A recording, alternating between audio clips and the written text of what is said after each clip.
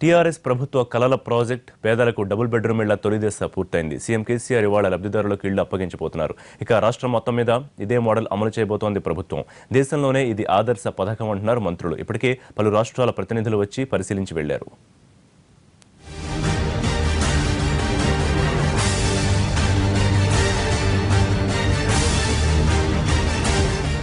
తెలంగాణ ప్రభుత్వం ప్రతిష్టాత్మకంగా నిర్మించిన సికింద్రాబాద్ బోయిగూడ ఐడీహెచ్ మోడల్ కాలనీ ప్రారంభానికి సిద్ధమైంది.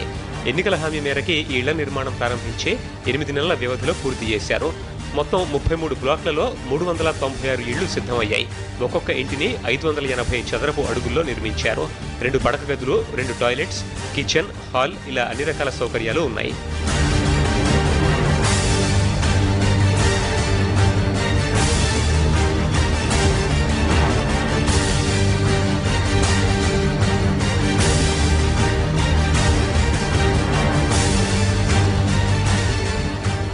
కాలనీ ప్రారంభించాక ఆ సౌకర్యం లేదు, ఈ సౌకర్యం లేదు అనకుండా ముందే మంచినీరు, విద్యుత్, డ్రైనేజ్, అంతర్గత రోడ్ల నిర్మాణాలు జరుగుతున్నాయి. ఒక్కో ఇంటి నిర్మాణానికి 9,23,000 రూపాయలు ఖర్చయింది.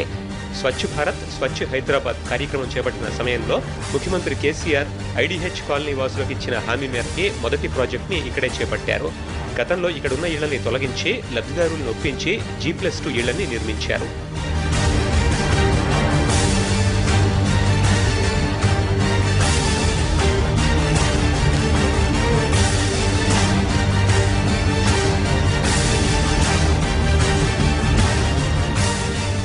లబ్ధిదారుల్లో 276 మంది ఎస్సీలు, 31 మంది ఎస్టీలు, 79 మంది బీసీ మైనారిటీలు ఉన్నారు. ముఖ్యమంత్రి కేసీఆర్ లబ్ధిదారులకు ఈ ఇళ్లను అందజేస్తారు.